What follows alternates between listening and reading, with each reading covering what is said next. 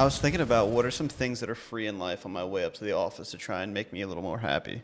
What are some things that are free in life? Going for a fucking walk. You can walk your ass all day long. I'm not wrong. I don't know where the fucking jam music is, but that's what I want. I literally want to like punch you in the face with it right now. You can go for a walk. You can get a breath of fresh air. We're over here talking about free things to make ourselves happy. Literal free things to make ourselves happy. What are some other free things? Water, and it's not even free. Unless you walk into McDonald's, hey, can I get that water cup? You get that Dr. Pepper. You could, right? But like literally before I hopped on the podcast today, I was just like, all right, I'm just gonna chug a water. Right? Okay. I like water, chug a water, make myself feel a little bit better, give myself a little bit of energy, get my blood flowing, right? Yeah. And that's not even free. You got to pay for it. Sometimes the water doesn't do it for me. Bro, it's not about the water. I don't drink like anything else, but it's not about the water. Well, I have coffee, it's about like when you take in that much water, I feel like my whole body changes, right? I don't drink a cup of water. I'm not like sitting here sipping a water like this. How long is it when you wake up? How long is it until you start drinking water? I try to have a 16-ounce glass before I leave the house. 30 minutes, an hour, 20 Yeah, minutes? probably like in 30 minutes or an hour. Damn, okay. Like I'm not one of those people that wakes up and I'm like, I'm parched. Well, I don't wake up and I'm fucking parched. I mean, I'm thirsty, but I always heard it's really good to get at least 8 ounces, 16 ounces of water in your when you wake up. I think that that's because of the physiological changes that I'm just talking about. Because it like wakes you up. Yeah. Honestly, if you're exhausted and you're tired, you're driving down the road and you just need to like pick me up, it doesn't matter if you chug an energy drink, a soda, a water. It doesn't matter. You're going to immediately change your whole body. That's my personal opinion. Have you ever seen those people that can drink anything in like one gulp? What if that has a physiological You mean like effect? like the guys that chug beer and stuff like that? Yeah, I can't do that. Huh. I also can't do like the super cold, like people that are like cold as the Rockies. I'm like, give it to me warm as the lagoon, right? No, like I don't want like it to be that cold. No. I like sodas cold. I don't like beer and alcohol. No. Water, warm water. Correction, room temperature. Yeah, I was gonna say I like room temp Yeah, water. yeah. Anyway, I don't even think we properly introduced ourselves today. Mike, Frank, Christian, Olson, two Baltimorons coming here talking a little bit about a day in the life of a realtor in our team, especially when it's raining outside and it's miserable. Sometimes a day in the life just needs a pick-me-up. Yeah, A honestly. little bit of like free activity. If you know some free things that we can do for like a daily pick-me-up, shoot us a text at DM, PM, or comment. Right in, chat yeah. below. Yeah. Something that is a wild like pick-me-up, but it doesn't do it for me, is just a walk in the park. It doesn't do it for me, and I have a reason, but it is a wild pick-me-up. What's the reason? Because when I'm not in that space, there ain't nothing gonna get me into that space that's like peaceful, calm, relaxing, like listening to this like harp thing going on right here. No, that doesn't do it. It doesn't do it, right? Like I'm not looking at flowers and taking pictures of birds and feeling like, oh man, for me, I need to like run my ass off through that forest because it's going to get my blood flowing. It's going to change my whole entire body. But walking around and like, no. I don't know. What does it for me? Like if I'm going to the park and walking, just like having my phone on Do Not Disturb. And sometimes I'll have music. Sometimes I won't. Because even music, I just want like no distractions. And I just Like music I'm about. But just like the peace and quiet, no. Like even like walking through a park, nothing planned, phone on silent. No, I couldn't do Really? it. No way. Wow. I need music. Wow. Maybe like some, Inagata Devita or something, some psychedelic something or other. I don't know. Like, I need something to get me out of it. And it can be something free. Honestly, an oatmeal cookie would be fantastic. And that's not free. No, it's not. Just like... Yeah, right. Literally the headshot, lean back headshot, or the uber glam shot. Those are my favorite. Like when you see someone's photo and then you meet them in real life and you're like, yo, you do not look anything like that. You got catfished. By your Even business sometimes card. I look at my own photo, I'm like, that doesn't look like me. Well, that's why I don't like my headshot that I Yeah, have but it now. looks exactly like you. No, it is not. We have the peanut gallery over here. It's like it looks exactly like you. Thank you. My beard was shorter. Oh my God. You could trim your beard in a day. Nobody will ever notice. They'll never show up and be like, hey, you had a shorter beard when you took your photo. We're not talking about you have a beard that goes down to your chest and you're like riding around on your chopper with your leather vest. This is you with the beard that you haven't trimmed in 3 weeks. Like, it's no big deal. Yeah, you make a point. Oh my goodness. Anyway, all right. So, when you think of a realtor, what comes to your mind, right? Like, what is the first impression that you had of a real estate agent when you were younger? I had none. No impression. Really? Literally, I had no idea what it was until I really met you. Oh, yikes. I mean, my parents bought a house, I don't know, in the 90s somewhere down like Chesapeake Beach. And then the house that they bought that I grew up in was a new construction home. They just went through like some builder and found a lot. He built on it and called it a day. I don't even think they used an agent. I think His name was Jesus. He cut down the trees too. I think my dad used an agent to sell the house in Chesapeake Beach, not necessarily to buy the new one, but it never came up. We lived in that house for, I don't know. I think they still have it. I think a long time ago, real estate was a lot different than it is today.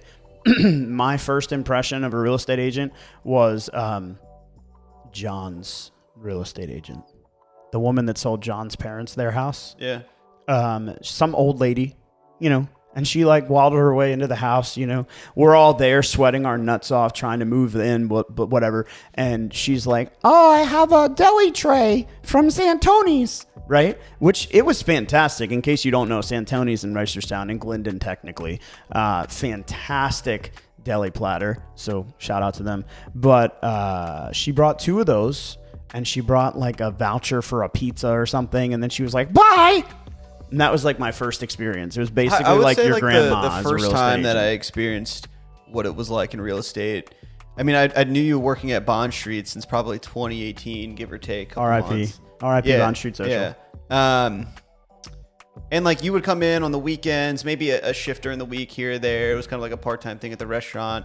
Then you went full-time into real estate. COVID happened. Then I started to get into real estate with you and started coming in the office, and then I'd hang out you in your office, listen to your phone calls, what you do on day to day, go on appointments. And that's really like I don't know. That's my first real like exposure to a day in the life of a real estate agent or what they do. Cause I don't think it was like you have that idea of the person that's, giving a little pizza voucher or coming by to drop off cookies, right. X, Y, and Z, and coming into the office with you. Some agents are like that. Some people aren't. And I feel like the market is a lot different today. There's a whole different generation of real estate. And I would almost wonder if, while the national average homeowner sells every 7 years, right? How does that play into the amount of homes that are being built, the amount of people that are now homeowners in your town, your market, your community? Well, so perhaps there's just more volume to be done, even though the average hasn't changed. Well, how long ago did John's parents buy that house with that agent? Jonathan, how long ago did your parents buy that house?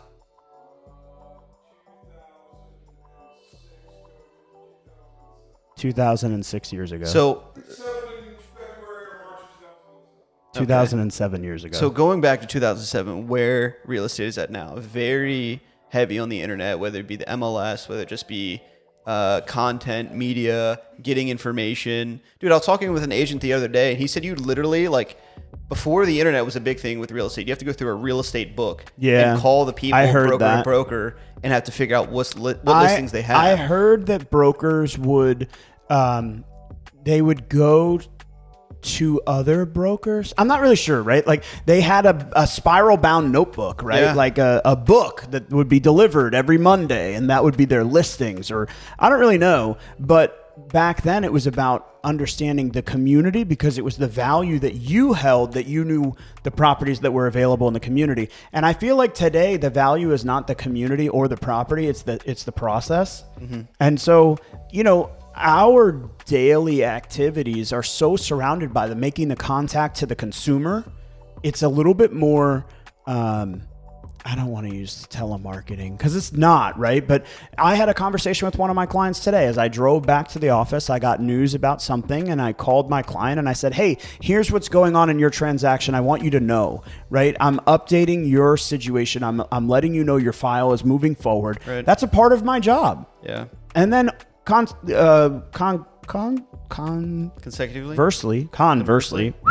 that took a lot to think about.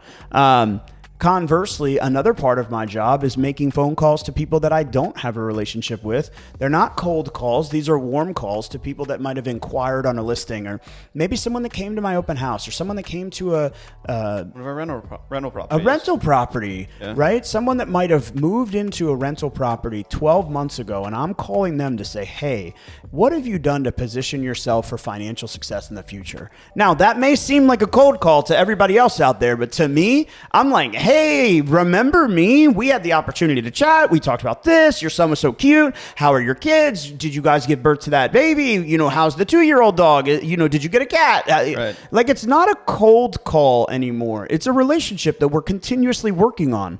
And then throughout the course of the day, we also have to make sure that we're prioritizing, scheduling appointments, booking consultations with clients, and making sure that we're moving the wheel forward, if you will. But I think, even going into scheduling appointments, how you got appointments when I was coming into the office, it just seemed like, oh, you knew this person, and now you're going fucking to a house, right? Yeah, but also, how about that first person that you called? Well, right. So, I have no idea, for people that aren't in real estate or people that are thinking about getting into real estate, it's not, again, kind of like what Cartman says, you just sell a house and collect money. Guys, it is literal legal theft. There is no part of me that doesn't agree with what he said. I totally agree with the compensation that a real estate agent earns for the amount of work that's put in is they're not proportionate. Yeah. Right? But there are times where we work time and time again. There are clients that we go through the process with. We go under contract. They fall out of contract. We have clients that, need coaching and help to get to the position of getting under contract. We have clients that we will walk through 10 and 20 doors before they're even prepared to start submitting offers. And those times we don't get paid for. Right. So what we got paid for that transaction, right? Use the client that I called today. I sold their house. Was it the contract that I sold their house that's going to get us paid, that creates the opportunity for the check, that creates the transaction? Am I getting paid proportionally to the amount of work that I'm doing from the time that we have a contract to closing? No, not at all. But how about the years of updating my client on his current conditions of the market, the years of doing market analysis? Don't really take into consideration or don't see. And that's the humor behind what Cartman's it's not TikTok, right? The episode of South Park was about. Right. The humor about it is that it's so fucking easy. Sorry, ancestor. Right? It's so easy. A caveman can do it. And I totally agree with that. Doing it once is simple. Replicating it 5 or 6 times is challenging. Doing it to a point that you're doing it routinely and regularly enough to put food on the table for yourself and for your family for years and years and years to come is very, very difficult. Nay, near impossible for most people. Soapbox done. And for everybody that needs to know, Christian now knows what a soapbox is. Yeah, I didn't know a week ago. I apologize to everybody out there. All right. So, in my mind, you're right. But also, the very first client that Christian ever called, he came into my office and he said, hey, man, do you know Daxanius Banks? And I immediately said, oh, Dax, what's going on, right? Because I have a quote-unquote relationship with him. Yeah. Now, to this day, 2024, I've never met Dax in person, ever. And he bought a house how many years ago? 4? 3? 2021. 2021. So 3 years ago, he bought a house with our team. Christian walked into my office in 2021 and said, do you know him? And I, of course, oh my gosh, the relationship that we had built was from 2017. Yeah, it was from way back. Right? It wasn't even really recent when you So, what are we talking about here, right? They're not cold calls, they're warm calls. They're people that want to know you, like you, and trust you.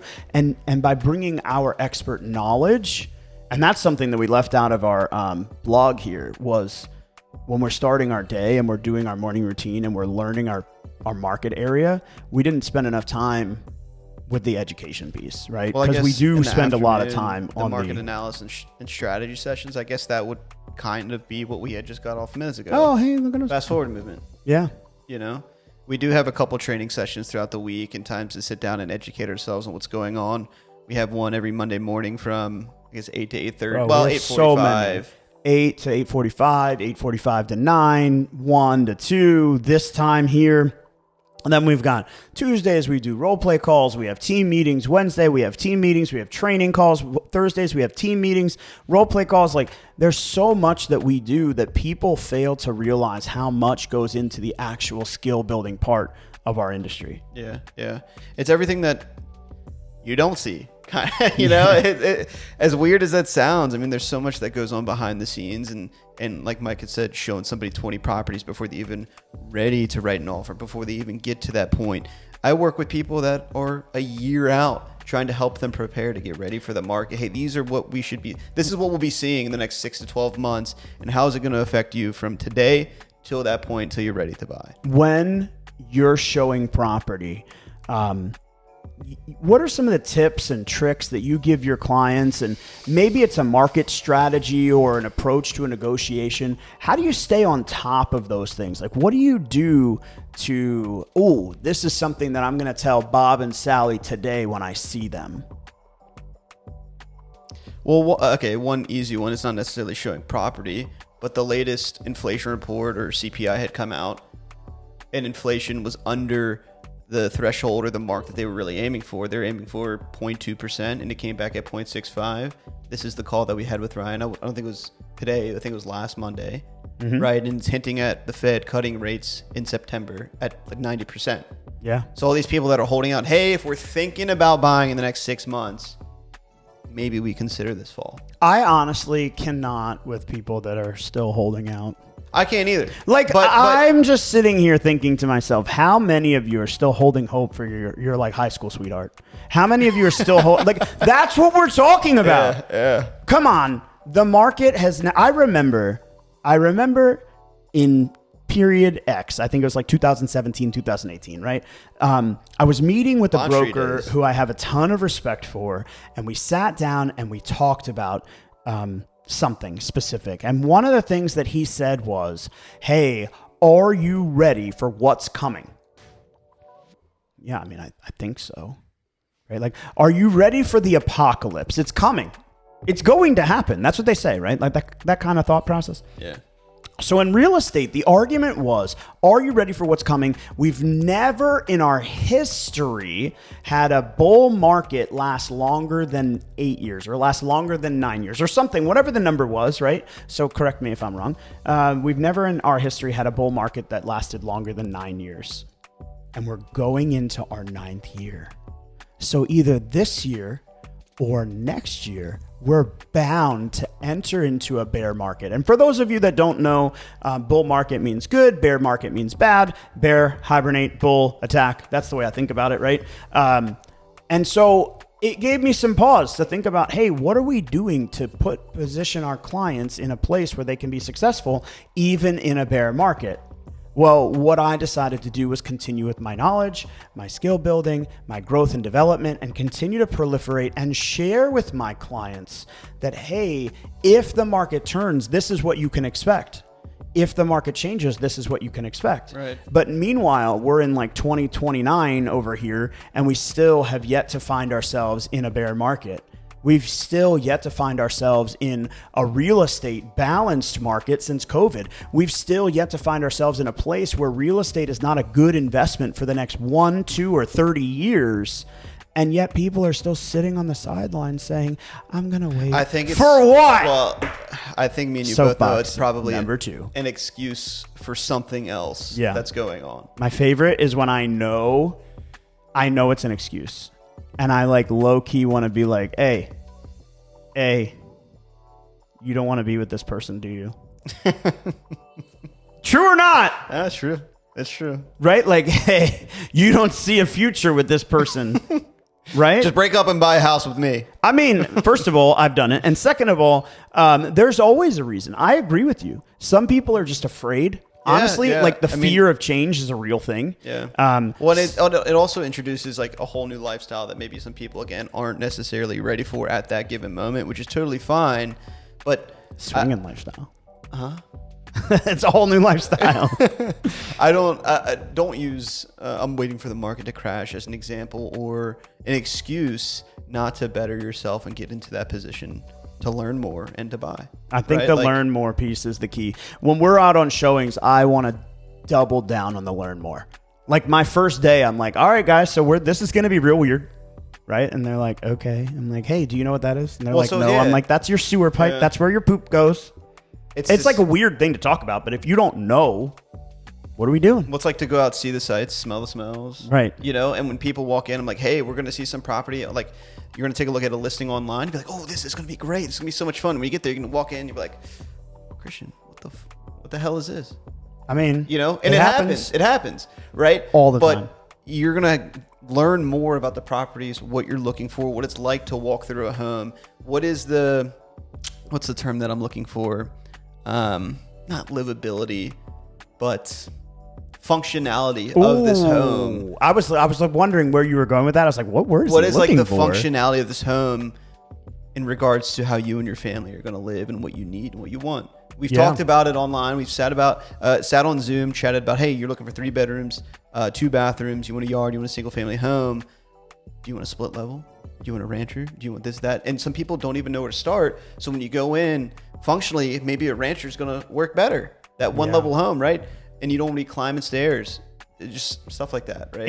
It's interesting because as you say it, I think to myself, oh, that's such a good salesmanship technique, right? Like, but the reality is we get such a bad rap because we're rolled into this lump with car salesmen because we're just like scummy salespeople. But the reality is that a value of a realtor like yourself, like myself and so many others, is someone who's really looking for you. Yeah. Right. The car salesmen that are prolific and they last a long time in the industry. And I have a couple clients that are in that industry. Now, granted, they're very fast talkers. They're very smooth. They're definitely slick. They're a little different, in my opinion. But the reason that I value them is because they care about me. Yeah. And you hit the nail on the head. Like, hey, when we're walking through a property, I want to talk to you about what works for you. And I did this yesterday. We walked through first property. I went, I mean, guys, like, this is okay, but like, do you know the first rule of real estate? And they go, what's that? And I go, if you don't like it, just don't look at it. Yeah. Like, if you pull up and you don't like it, you're like, ew, I don't like the street. I don't like that it's across the way from the highway. Or like, next door is Johnny, who I never got along with in high school, right? Like, just don't look at it. Just move on to the next one. Right. That's a knowledge point that people don't know. And then we're in the next house, and I said to them, this is the true story. So how much does the creek matter to you? Their house is on Railroad Avenue. House is right there. Railroad tracks right in front of the house. Like, literally, you're driving adjacent to the railroad tracks to get to your driveway. Right. And then on the other side of the railroad tracks is this beautiful creek. Beautiful. And we walked down to the creek. It was tempting to jump in, I'm not going to lie. But I said to them, how much does the creek matter to you? And he was like, I mean, it matters. And I said, I understand that it matters. I knew that it mattered when you pointed it out to me in the first place. But the question that I'm asking you is, are you able to overlook the weird bathroom situation? Are you able to overlook the condition? Are you able to overlook the work and the improvements that this house needs to be functional for you because of the creek? Because I'm not sure that you are. Well, so you're hinting at something that a lot of people, I guess, get caught up in, which is the sexiness of like real estate or that bathroom or that creek. And then like they're walking through the property. Oh, this is amazing. This is amazing. Mm-hmm. And then, you walk back from the creek and you get into the house. You're like, wait a minute, that bathroom actually rubs off me the weird way. Bro. I don't like that. Right. And it happens all the time. I'm working with a client right now. God bless their souls. I love them so much and they're great. But we've sat down so many times talking about what they really want and what they need.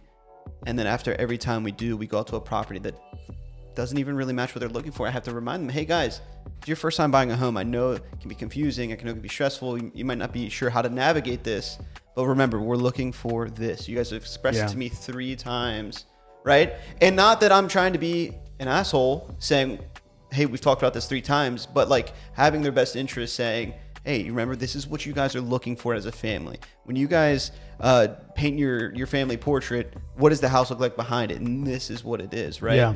And so I think, as frustrating as it sometimes can be looking at property, again, I think we're here to provide the value, remind people, hey, these are the things. To be honest, if you're listening to our podcast and you're trying to improve your business or you're trying to learn what a real estate agent can do for you, these are all really great tips. Shameless self-plug. We have a team here at eXp Realty. And in my opinion, a team is just such a difference from being an individual or a group of salespeople. A team is a dedicated group that works together, that are committed to bringing the same value to one another, with the support of an administrative team and the continued,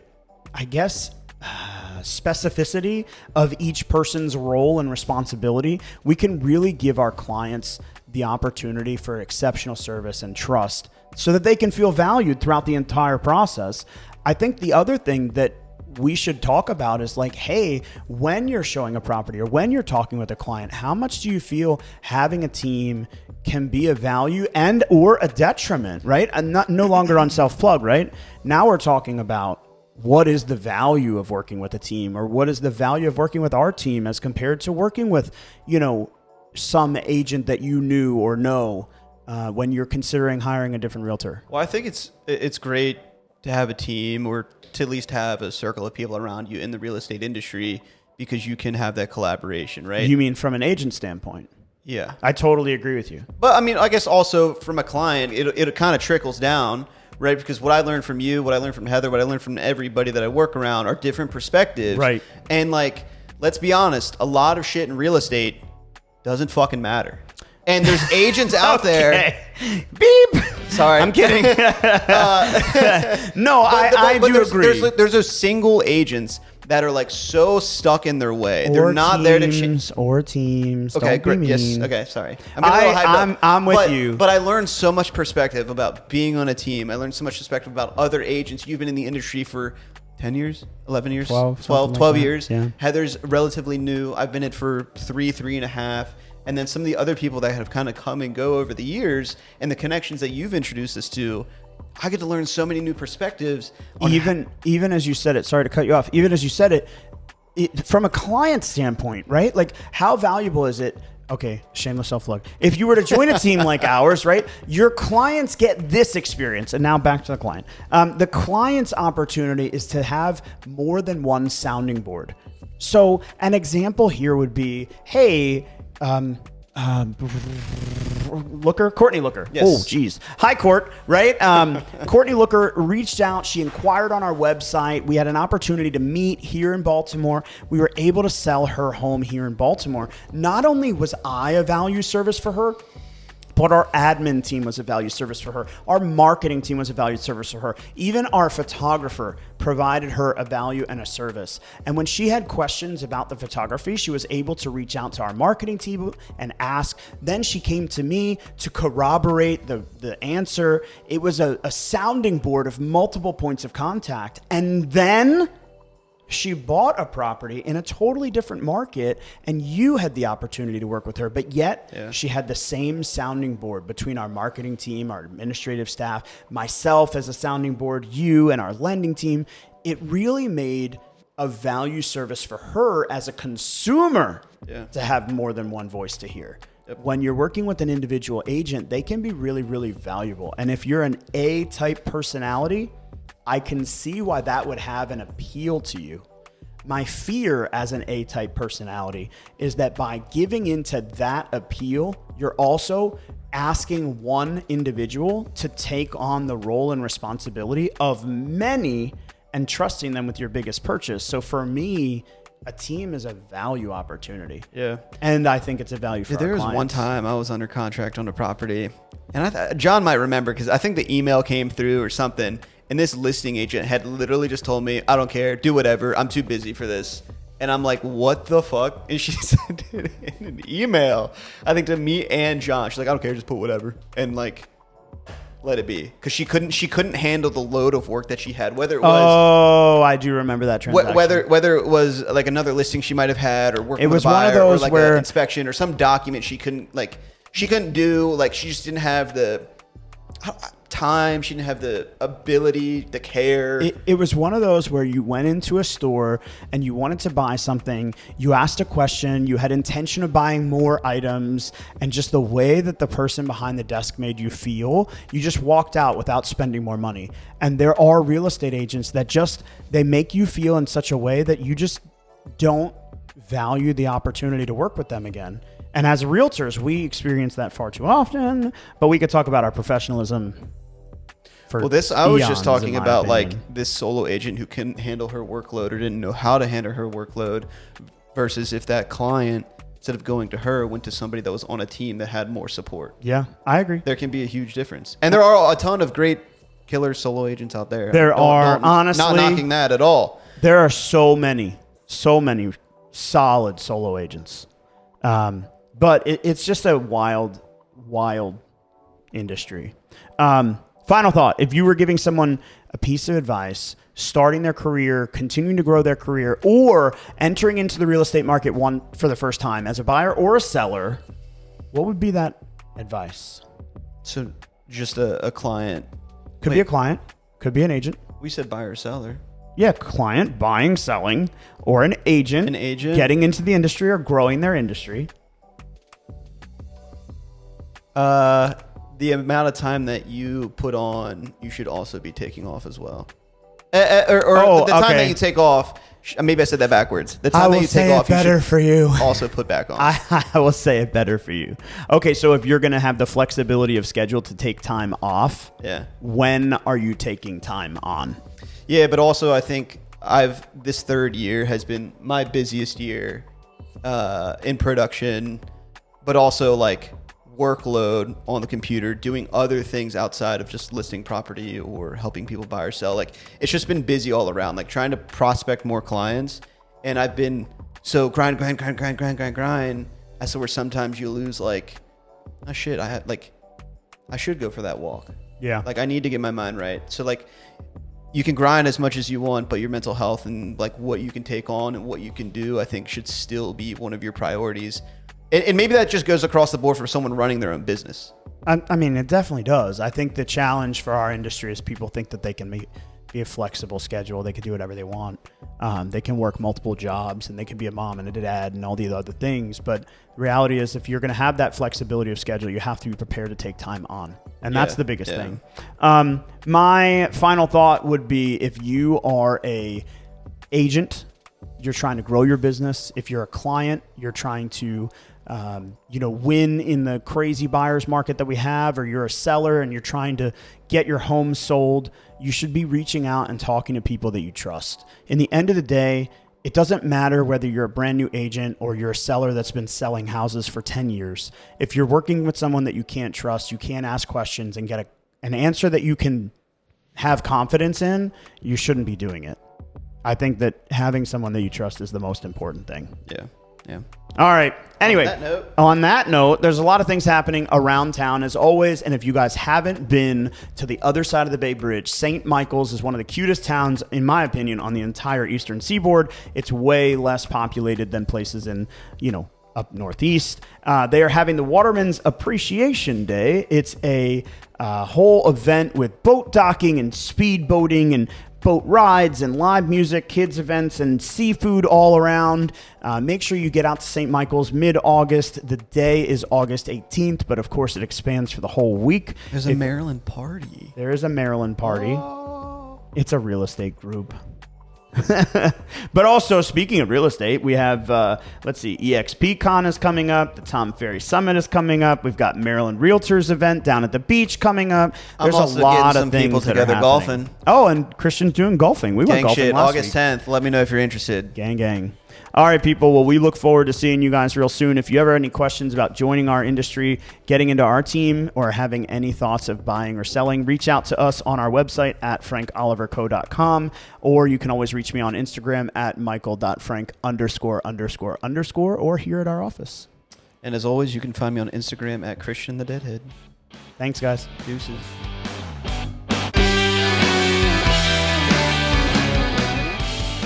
What's up, guys? Thanks for watching. For more information on the housing market, Real Estate 101, how you can leverage your position in today's market, and so much more, click on the link below. If you like this video or have a burning real estate question you'd like us to answer, leave us a comment and let us know.